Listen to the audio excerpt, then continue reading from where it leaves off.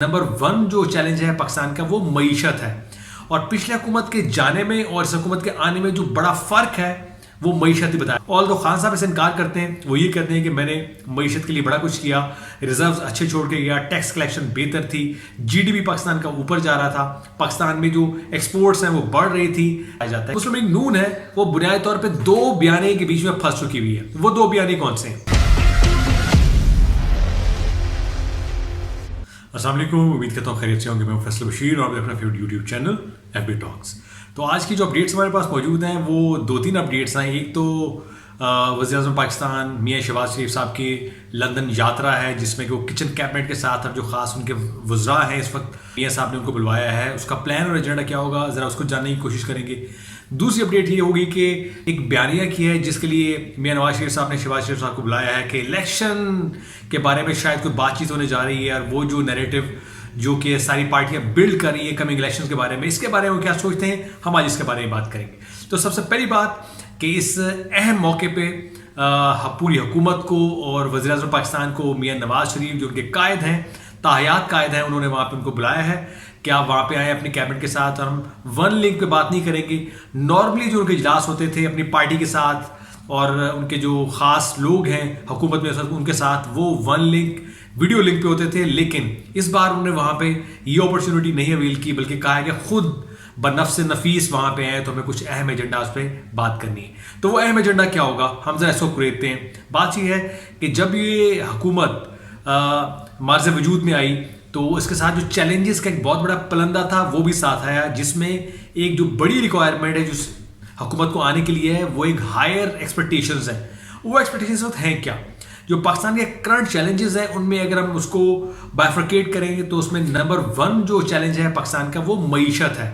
और पिछले हुकूमत के जाने में और इस हुकूमत के आने में जो बड़ा फर्क है वो मईशत ही बताया जाता है। कि पिछली हुकूमत मुआशी तौर पर यह कहा जाता है नाकाम हो गई थी, इमरान खान साहब वो मुआशी रिफॉर्म्स नहीं कर सके, महंगाई को काबू नहीं कर सके, और जो रिक्वायरमेंट्स थी मईशत को खड़ा करने की वो मीट नहीं कर सके। तो इसलिए जो वजह बताई जाती है हुकूमत को चेंज करने के लिए, बुनियादी वजह वो मईशत है। बाकी सारी बात एक साइड पे, उन पर कभी किसी और टाइम में बात करेंगे। लेकिन मौजूदा टाइम में जो मईशत है वो बहुत बड़ा चैलेंज है। ऑल दो खान साहब इसे इनकार करते हैं, वो ये कहते हैं कि मैंने मईशत के लिए बड़ा कुछ किया, रिजर्व्स अच्छे छोड़ के गया, टैक्स कलेक्शन बेहतर थी, जीडीपी पाकिस्तान का ऊपर जा रहा था, पाकिस्तान में जो एक्सपोर्ट्स हैं वो बढ़ रही थी, रेमिटेंसेज में जो बैरून मुल्क पाकिस्तानी हैं रिकॉर्ड इजाफा है जो पाकिस्तान में उन्होंने भेजे हैं। तो मेरी मईशत मुल्क की इस वक्त ठीक थी और मैं चीज़ों को सस्ता करने जा रहा था, महंगाई कम हो रही थी।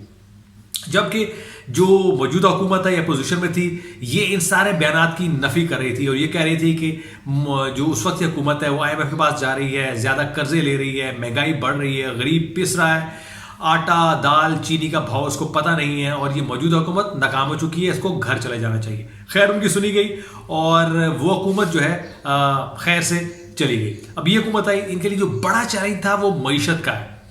तो रिजर्व्स में देखा गया कि टाइमली कमी आना शुरू हो गई और हुकूमत को आते ही जो फाइनेंशियल असिस्टेंस है उसकी ज़रूरत हुई, उसको IMF के पास भी जाना पड़ा और दोस्त ममालिक के पास भी जाना पड़ा। तो दोस्त ममालिक के बारे में तो मीडिया रिपोर्ट्स वो यही कहती हैं कि वो सऊदी अरब था, वो UAE था और वो चाइना था। उन्होंने झंडी करा दी कि हम आपकी मदद नहीं करेंगे। वैसे भी जितनी स्टेबल गवर्नमेंट्स पाकिस्तान में होती हैं और मौजूदा हुकूमत समेत, तो कोई भी ये रिस्क नहीं लेगा कि वो इतना पैसा इन्वेस्ट करे इन मौजूदा हालात में। अच्छा, अब दूसरा ऑप्शन जो हुकूमत के पास रह गया वो IMF का रह गया था। तो IMF ने भी रिफॉर्म्स की बात की है, जिसमें जो मेजर रिफॉर्म्स हैं वो टैक्सेस को बढ़ाना है, सब्सिडीज को कम करना है ताकि रिजर्व्स बेहतर हो। तो अब इसमें जो मुस्लिम लीग नून है वो बुनियादी तौर पे दो बयाने के बीच में फंस चुकी हुई है। वो दो बयाने कौन से हैं? पहली बात तो ये है मईशत, कि जिसको वो क्लेम करके आए थे कि मईशत को बेहतर करेंगे और आम आदमी को रिलीफ देंगे, महंगाई को कम करेंगे। एक बयानिया तो ये है और दूसरा बयानिया है वो इलेक्शन का है। अगर वो मईशत की तरफ जाते हैं तो उनको सब्सिडीज कम करनी पड़ेगी और वो सख्त इक़दाम करने पड़ेंगे जो IMF चाहता है। उससे मईशत तो शायद कुछ बेहतर हो जाए, लेकिन दूसरा बयानिया हाथ से निकल जाएगा जो इलेक्शन का बयानिया है। और इलेक्शन के बयानी को जिंदा रखने के लिए आपको अवाम को सब्सिडी देनी पड़ेगी।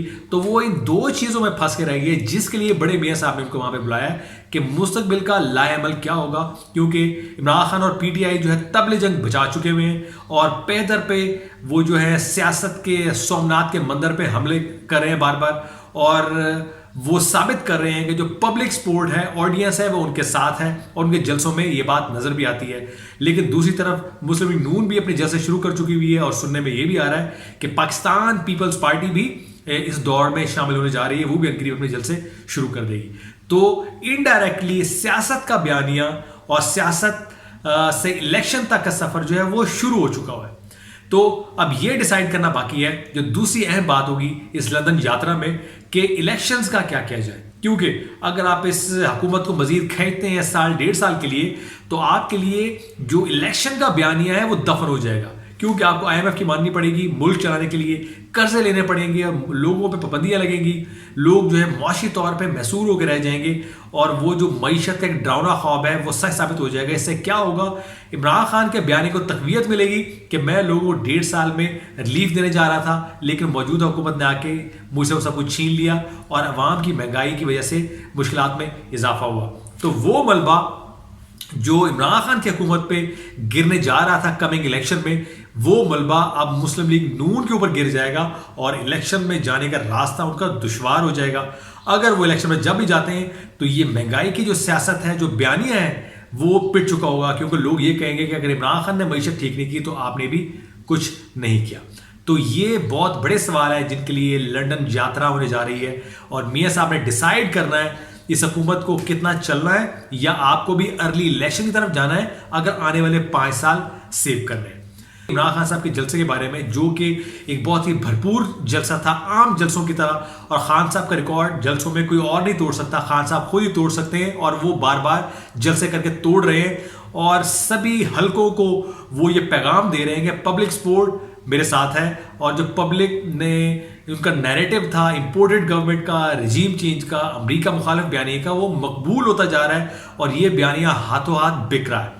तो आगे भी उनके जलसे आने हैं, उन्होंने जो कॉल देनी है आगे मई के आखिर में वो इस्लामाबाद मार्च के लिए, जिसमें वो क्लेम करते हैं 20, 25, 30 लाख लोग लेके जाएंगे, तो वो इस जलसे में ये बयानियां भी देने में कामयाब हो गए कि हमें अपनी आज़ादी के लिए, खुद मुख्तारी के लिए और मुल्क की आने वाली नस्लों की तरक्की के लिए घर से बाहर निकलना होगा, इस हुकूमत को घर भेजना होगा, अर्ली इलेक्शंस कराने होंगे और वो एक आज़ाद हुकूमत की सूरत में ही कामयाब होंगे कि हमारे मुल्क में जो हुकूमत आएगी वो पाकिस्तानी हुकूमत होगी, वो किसी फॉरेन एजेंडे पे नहीं होगी।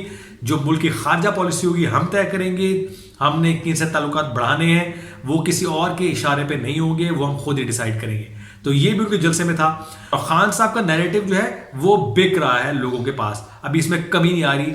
अगर ये आगे आने वाली एक्टिविटी उनकी जो इस्लामाबाद मार्च की है कामयाब हो जाती है, तो वो अगला इलेक्शन जो तजज़ियाकार बताते हैं और हल्के बताते हैं वो ये कि वो कामयाबी हासिल करने में कामयाब हो जाएंगे, क्योंकि पब्लिक सपोर्ट बहरहाल उनके साथ है। तो आखिरी बात, मुस्लिम लीग नून का जो बयानिया है वो क्या होगा या क्या होना चाहिए कमिंग इलेक्शन में, क्योंकि आपको इलेक्शन जीतने के लिए कोई खास वजह चाहिए होती है। जैसा खान साहब ने एक धरने के टाइम में एक धांधली एक बहुत बड़ी वजह करार दी थी कि उनको हराया गया और ये हुआ वो हुआ, तो उसमें लोगों ने बहुत इंटरेस्ट लिया है, वो बयानिया उनका मार्केट हो गया। तो अभी जो उनका बयानिया अगले इलेक्शन में पता नहीं क्या होता अगर उनकी हुकूमत रह जाती, लेकिन मुस्लिम लीग नून ने जो कबल वक्त जो इस इक़्तिदार में आए और एक नेशनल गवर्नमेंट का फार्मूला पेश किया, वो फार्मूला भी बहुत हद तक कामयाब होता हुआ नजर नहीं आ रहा, क्योंकि सारे हल्के जिसमें मुस्लिम लीग नून के अंदर से भी आवाज़ें आ रही हैं और JUIF पहले कह चुकी हुई है और पीपल्स पार्टी के अंदर भी एक तबका है जो ये सोचता है कि मुल्क को अर्ली इलेक्शन और फ्रेश मैंडेट की तरफ जाना चाहिए इंस्टेड ऑफ इस हुकूमत को खींचे। तो ये बयानिया जो है इस वक्त बहुत जोर पकड़ रहा है और अब लंदन में उन्होंने ये डिसाइड करना है कि उनका अगले इलेक्शन का बयानिया क्या होगा, क्योंकि जो शुरू के बयानिया थे वो तकरीबन पिट चुके हैं, जिसमें उन्होंने शुरू में आके तोशा खाना का एक केस छेड़ा था, लेकिन उसको पजीराई नहीं मिली, अवाम ने उस पर कान नहीं धरे, वो भी दब गया। फिर एक मजहबी कार्ड इस्तेमाल हुआ था जो सऊदिया में जो एक्टिविटी हुई वहाँ पे जो नारेबाजी हुई, तो वो बयानिया भी तकरीबन पब्लिक में 2-4 दिन चला, वो भी ख़त्म हो गया।